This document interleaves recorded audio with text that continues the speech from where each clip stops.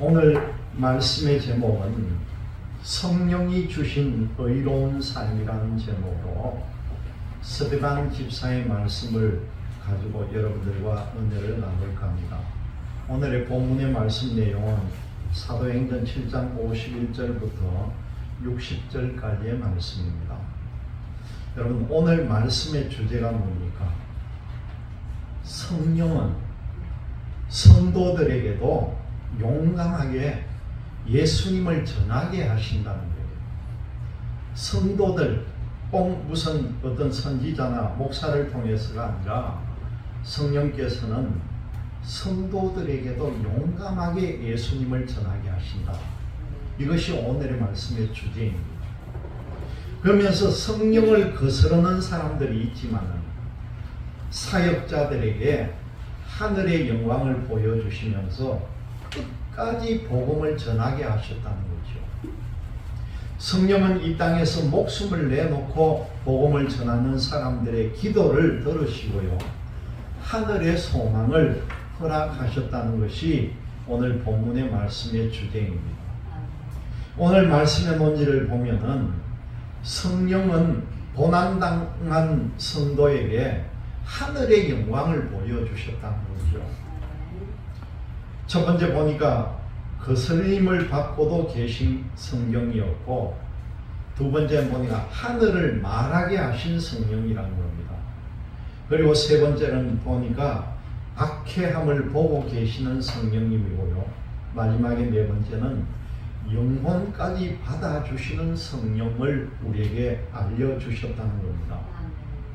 오늘 본문의 말씀 내용을 조금 세밀하게 분석을 해보면요, 51절과 53절의 말씀은 스데반 집사가 설교하는 마지막 결론 부분입니다. 51절과 53절은 유대인들에 대한 직선적이고도 아주 격렬한 공격을 하고 있다는 거죠. 이것은 바로 마태복음 23장에 나오는 바리새인들을 공격했던 예수님이 공격하신 내용과 비슷하다는 겁니다. 특별히 51절 말씀을 보면요, 목이 곧고 그렇게 말씀을 합니다. 이 목이 곧다는 게 뭡니까? 그 마음이 교만해가지고 하나님 앞에서 패역했다는 그런 뜻이죠. 그만큼 목이 곧고 말을 안 들었다는 얘기입니다. 그리고 그 뒤에 또 보니까 마음과 귀에 할례를 받지 못한 사람들, 그렇게 표현을 합니다. 마음과 귀에 할례를 받지 못했다는 것은 이방 사람들과 똑같은 불신자다, 그런 뜻이겠죠. 52절 말씀을 보면은 그 가운데에 의인이라는 말씀이 나옵니다. 이 의인이라고 하는 말씀은 메시아를 가리키는 말로서 이 사도행전에 보면은 3번에 걸쳐서 의인이다라고 하는 표현이 나옵니다. 그리고 54절의 말씀을 보면은 그 앞반절에 마음에 찔렸다, 그런 말씀이 나오죠. 이 찔렸다는 이 말씀의 내용을 문자적으로 그대로 해석을 해보면은요, 그냥 찔림이 아니라 톱으로 켜는 것과 같은 고통, 그리고 분노가 절정에 달했을 때 도저히 참을 수 없는 상태를 이 찔렸다, 그렇게 표현을 했다는 겁니다. 56절 말씀에 보면은 인자라는 말씀이 나옵니다. 예수님께서는 자신을 인자다, 그렇게 칭을 합니다. 다니엘 7장 13절과 14절에도 보면은 인자라는 칭호가 구약에도 언급되어 있음을 볼 수가 있습니다. 그리고 58절 말씀을 보면은요, 앞부분에 성 밖으로 내치고 돌로 쳤다, 그런 말씀이 나옵니다. 이 말씀은 유대인들은 죄인들을 처형할 때에 성 안에서 이 처형을 하면은 피가 흐르고 그 피를 부정한 것으로 여겼기 때문에 성 안에서는 부정한 것이 있을 수 없다 해가지고 죄수들을 성 밖으로 끌어내가지고 돌로 쳐서 처형을 하고 성 밖에다 시신을 버렸다는 거죠. 그런 형을 집행을 했다는 겁니다. 그리고 여기에 돌로 치는 형벌은요, 여호와의 이름을 모독한 사람이나 혹은 다른 여호와가 아닌 다른 신을 섬기는 사람이나 그 다음에 또 신접한 사람이나 박수가 된 이스라엘 사람들, 그리고 부모를 잘 공경하지 않는 방탕한 자식에게 가하는 형벌이 돌로 치는 형벌을 가했다는 겁니다. 이 말씀 뒷부분에 보니까 사울이라고 하는 청년, 여기에서 처음으로 사울이라는 이름이 등장을 합니다. 사울은 아마 그 조상이 아마 사울 왕이었을 거예요. 그래서 왕이었던 사울의 이름을 따서 사울이라고 했고요.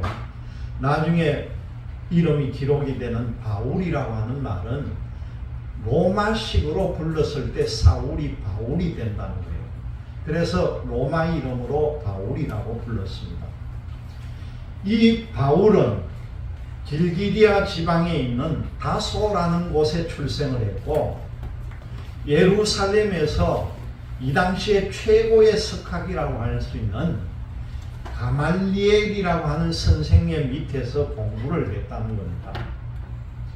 그랬으면 아마 이때 벌써 바울은요, 좀 지도적인 인물로 성장을 했다, 그렇게 우리가 알 수가 있는 거죠. 그런데 여기에 보니까 청년이라고 번역을 해놨는데, 이 청년이라고 하는 말은 헬라어로는 메아니우라, 그렇게 말하는 게 청년이 메아니우인데, 보통 25세에서 40세의 사람을 가리켜서 청년이라고 불러줬다는 겁니다. 아마 우리도 요즘 25세에서 40 정도 되면 청년이다, 그렇게 부르는 것과 같겠죠. 그리고 이때 사울의 나이가 얼마쯤 되었냐 연구를 해보니까 29세나 30세, 아주 혈기왕성한 그 나이에 사울이었다는 겁니다. 그리고 7장 59절에서 60절의 말씀을 통해 보면은 이 스데반은요, 죽는 순간까지 예수 그리스도를 증거했던 교회의 초석이 되는 사람이라고 합니다. 이 내용을 가만 보면은요, 마치 이거 예수 그리스도께서 십자가에 달려서 죽기 전에 했던 그 위대한 기도와 똑같은 표현을 합니다. 기도뿐만 아니라 이 기도할 때 심정까지도 스데반은 예수 그리스도를 닮은 모습을 우리에게 지금 보여주고 있다는 거죠. 이 본문 말씀으로 들어가 보면은 초대교회 성도들, 오늘 특별히 이 스데반 집사, 엄청난 열정을 가졌다는 것을 우리는 알 수가 있습니다. 성령을 받은 사람들은 누가 어떤 박해를 하더라도 믿음을 버리지 않았다는 걸 알 수가 있는 거죠. 목숨을 위협하더라도 복음을 양보하지 않았다는 겁니다. 박해를 하고 위협이 있을수록 더 큰 열정을 보였다는 거죠. 성령을 받은 제자들이 입을 열어 말할 때 모두가 놀랐다, 그렇게 말합니다. 그리고는 심지어 가슴이 찔리기까지 했다, 그렇게 말합니다. 제자들의 설교를 듣고 회개하는 사람들이 생겨났다, 그렇게 말하죠. 이 제자들이요, 예수님이 뽑을 때 보면 전부 학문이 없고 무식한 사람들을 뽑은 거예요. 오죽했으면 제자들에게 예수님께서 뭐라고 말합니까? 너희들은 가서 말만 하라. 말을 하도록 너희들의 입을 움직이는 성령께서 해줄 테니까 너희들은 말만 전하라, 그런 말씀까지 했겠습니까? 이 사람들이, 그런데 이 제자들이 하는 말을 들어보니까 정말 듣도 보도 못한 말을 하는 거예요. 이건 거의 성령께서 말하게 해 주신 역사입니다. 여러분, 성령은요, 이처럼 사람을 변화를 시켜준다는 거예요. 보잘것없었던 스데반 집사가 이렇게 위대한 설교를 어떻게 했겠습니까? 이 부분이 지금 결론 부분인데요.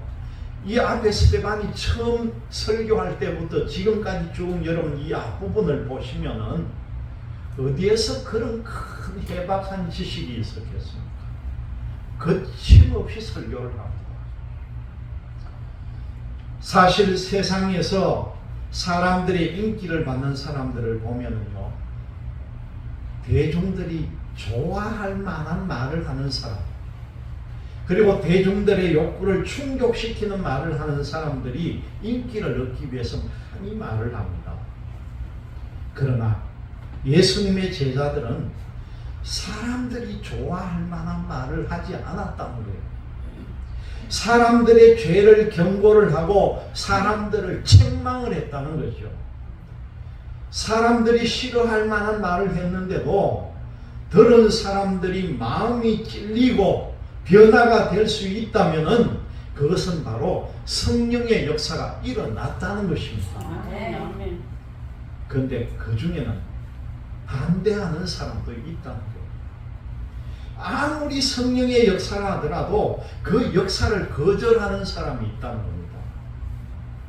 자신의 욕구가 너무 강하거나 아니면 자존심이 너무 세서 다른 사람의 쓴소리를 전혀 받아들이지 않는 것이죠.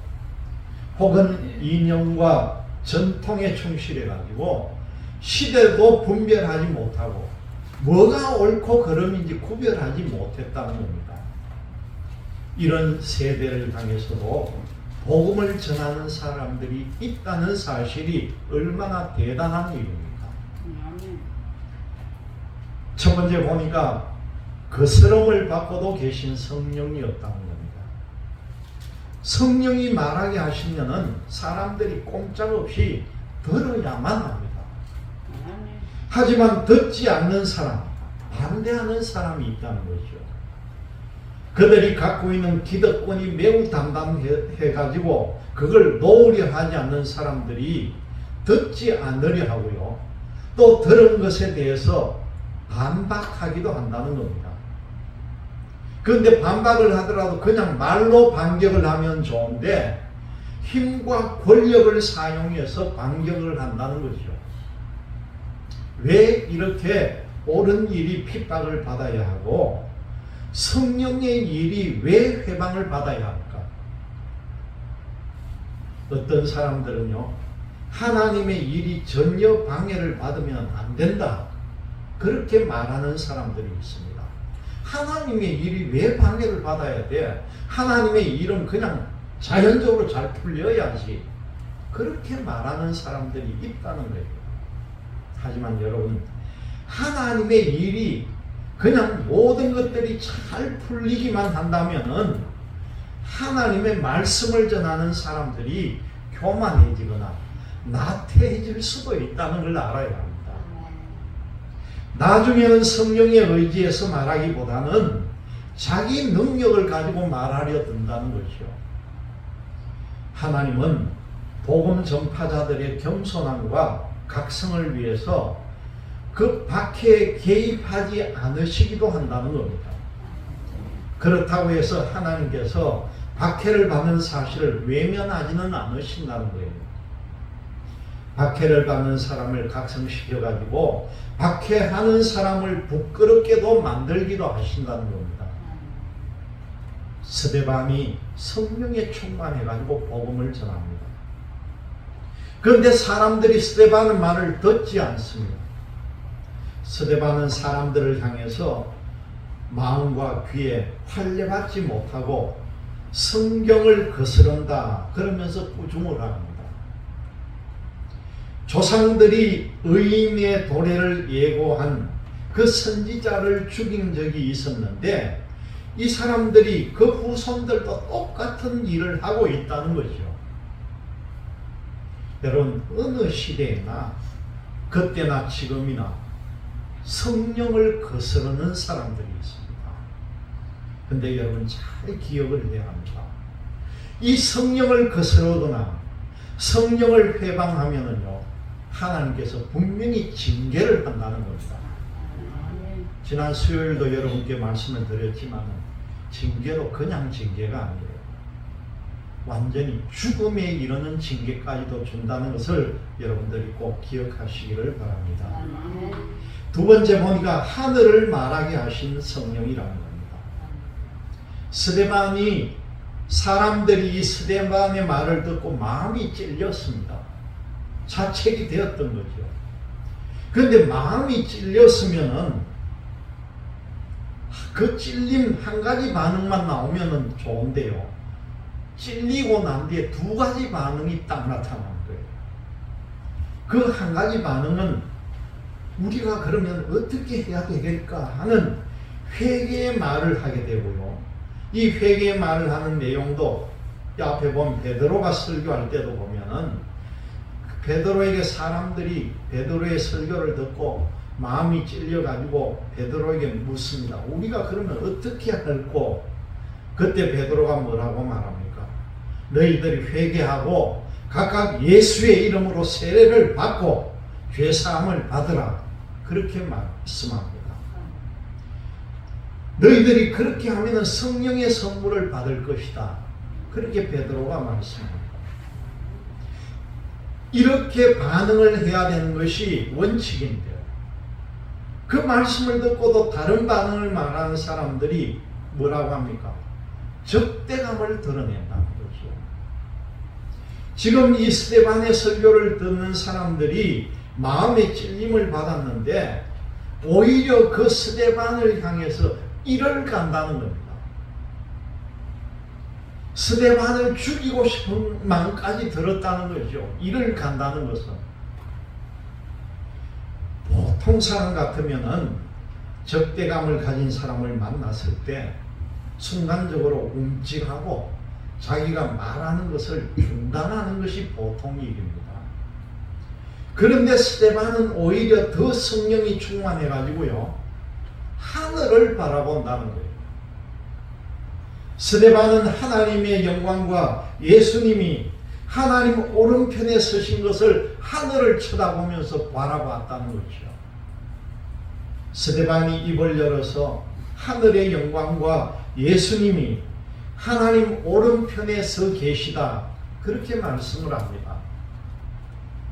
여러분, 성령은요, 우리 성도들에게 하늘을 바라보게 해줍니다.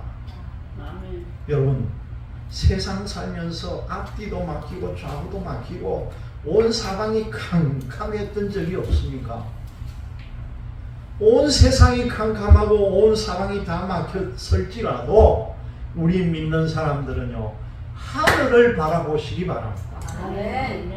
사방이 다 막혀도 하늘은 열려 있어요. 하늘을 열렸을 때 여러분 뭐가 여러분들 생각이 납니까? 하나님을 향해서 기도해야지요. 하늘에 하나님을 바라보시고 하나님의 음성을 듣는 여러분들이 다 되시기를 바랍니다. 성령은 사람에게 하나님의 영광을 보게 하고 예수님의 존귀함을 입으로 말하게 한다는 것입니다. 성령이 충만하면은요, 사람들의 적대감이나 박해에 굴하거나 양보하지 않고 하나님의 계획과 영광을 말하게 된다는 겁니다. 성령이 사람에게 하나님의 뜻을 추구하게 하고 하나님의 뜻에 따라 움직이게 한다는 것을 꼭 믿으시기를 바랍니다. 세 번째 보니까 박해함을 보고 계시는 성령이라는 겁니다. 대부분의 사람들은 자기들을 꾸중하는 말을 좋아하지 않습니다. 나에게 꾸중하는 걸 누가 좋아하겠습니까? 때로는 그 사람을 원수대하기까지 한다는 거죠. 특별히 어떤 이념에 사로잡힌 사람들이 집단적으로 모이면은 자기들을 꾸중하는 사람을 만났을 때 그 꾸중하는 사람에게 어떤 때는 폭력까지도 행사하는 걸 볼 수가 있다는 겁니다. 이념 집단이 폭력으로 변하는 폭력 집단으로 변질이 될 경우가 있다는 거죠. 전통과 이념을 목숨처럼 지키는 것 같지만은 사실은요, 그것은 자기들이 가지고 있는 기득권이 약해지지 않을까, 우리 자존심이 깨지는 게 아닐까, 그걸 용납하지 못하기 때문이라는 겁니다. 이 스데반의 설교와 책망을 듣는 사람들이 단체로 스데반을 향해서 공격을 합니다. 스데반이 하는 말에는 귀를 막고 달려들어가지고 스데반을 붙잡아가지고 성 밖으로 내던졌다는 겁니다. 그리고 스데반을 향해서 일제히 돌을 던집니다. 성령으로 충만해 말하는 사람, 하늘을 우러러 하나님의 영광과 예수님의 권위를 보는 사람이 이렇게까지 공경에 처할 수가 있다는 겁니다. 스데반은 지금 죽을 위기에 있습니다. 그런데 이 성령께서는 그냥 침묵하시는 것처럼 보입니다. 악한 사람들의 목소리가 클 때 정의의 목소리가 더 작은 것처럼 보여지기도 했다는 겁니다. 여러분, 그렇다고 하나님께서 그냥 침묵하고 계셨을까? 아니라는 것이죠. 하나님께서는 보고 계시지만 침묵하시는 것처럼 우리에게 느껴질 뿐이라는 것입니다. 스데반을 향해서 죽어야 마땅하다고 생각하는 사람들이 있습니다. 이 사람들은 정인이 되어가지고 옷을 벗고는 사울이라고 하는 청년의 발 앞에다가 던졌습니다. 사울과 함께 스데반의 죽음을 지켜보리고 하는 그런 뜻에서 옷을 벗은 것으로 보여집니다. 네 번째, 영혼을 받아주시는 성령이라는 겁니다. 사람들이 스데반을 향해서 계속 돌을 던졌습니다.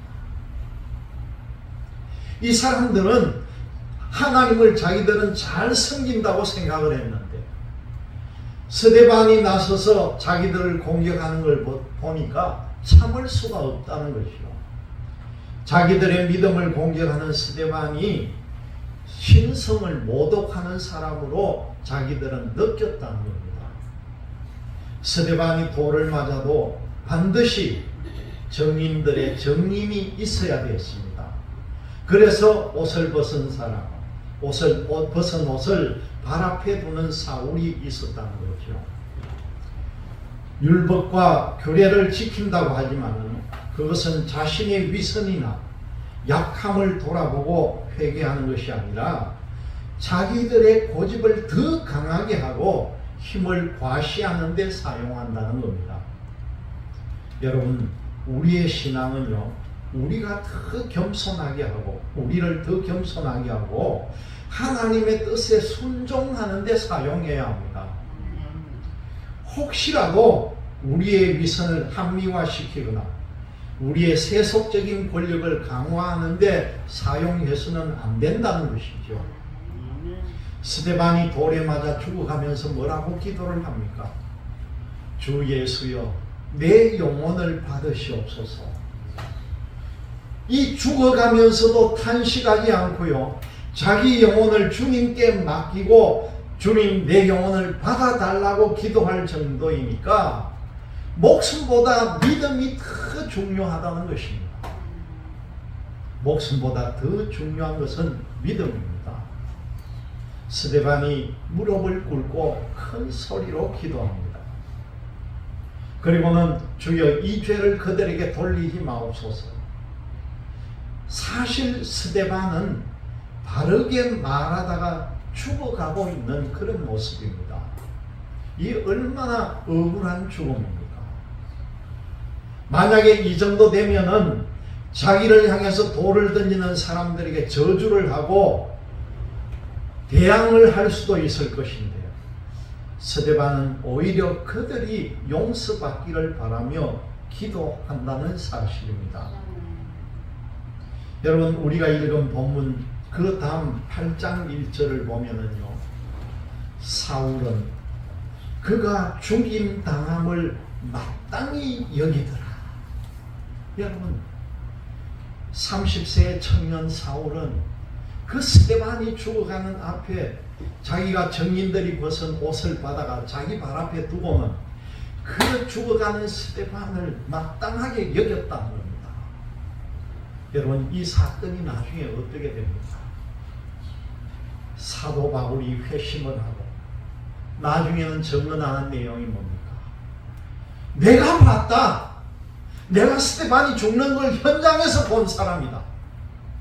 그 증언하는 사도가 된 사람이 바로 바울이라는 거예요. 여러분. 얼마나 이 큰 역사적인 사건입니까?